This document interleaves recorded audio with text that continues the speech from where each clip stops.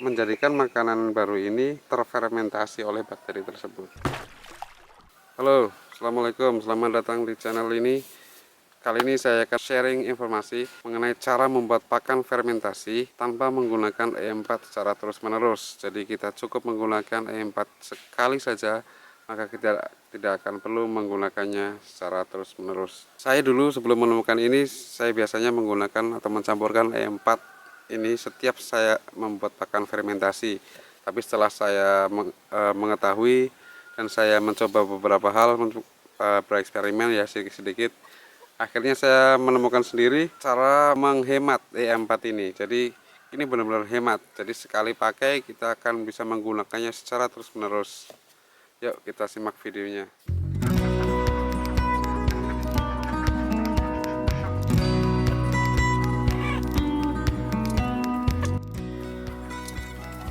Ya, ini adalah contoh bahan pakan yang biasanya sering saya gunakan untuk difermentasi, yaitu jagung aron ya teman-teman, alias jagung rebus. Saya tambahkan polar.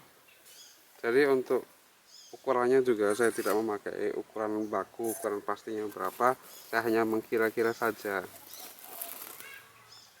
Nah, setelah polar yaitu dedak. Nah, ini adalah dedak ya, kalau saya ini dedak kasar tapi banyak beras menirnya atau menirannya, jadi saya pakai yang ini saja. Kemudian diaduk-aduk sampai rata.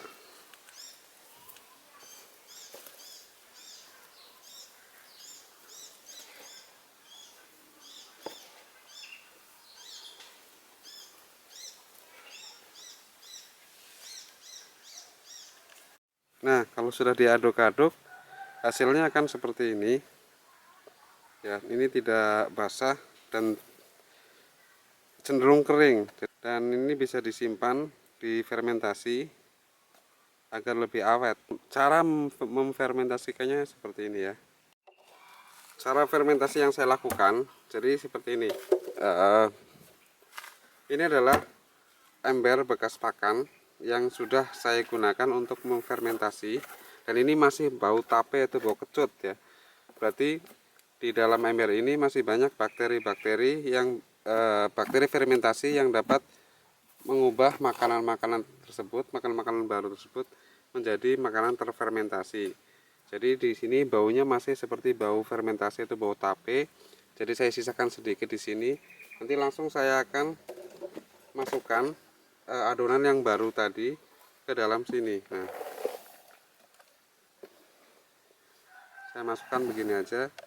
Setelah semua pakan tadi masuk ke dalam sini, ke dalam bekas ember fermentasi, maka tinggal kita tutup saja. Nah, kalau fermentasi biasa itu biasanya memakan waktu 4-5 hari. Ini biasanya 1-2 hari sudah terjadi proses fermentasi dan sudah terfermentasi dengan baik, alias sudah bau tape, baunya sudah lumayan menyengat. Ini cukup menggunakan sisa fermentasi, bukan menggunakan larutan E4 lagi. Jadi kita tidak perlu mencampur larutan E4 setiap hari dan mengaduknya ke dalam makanan kita. Cukup bekas pakan, wadah pakan fermentasi yang masih ada sisa makanannya, makanan fermentasi itu bisa kita gunakan sebagai bahan untuk memfermentasi makanan baru.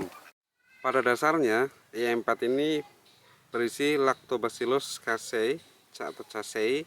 Ini adalah bakteri, kemudian Saccharomyces cerevisiae, kemudian Rhodopseudomonas falosae.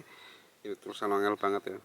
Coba kalau kita search di Google, ini adalah nama-nama jenis mikroorganisme atau bakteri. Jadi intinya adalah ini adalah bakteri. Jadi pada dasarnya E4 itu adalah bakteri hidup yang dapat dikembangbiakan atau bakteri baik yang dapat dikembangbiakan untuk meningkatkan nilai protein pada pakan ternak.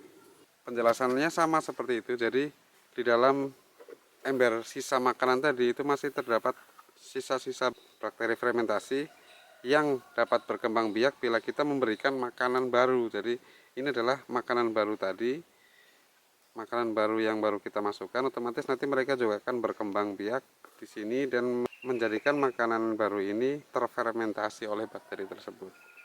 Yaitu penjelasannya seperti itu. Terima kasih. Semoga ini dapat membantu. Assalamualaikum warahmatullahi wabarakatuh.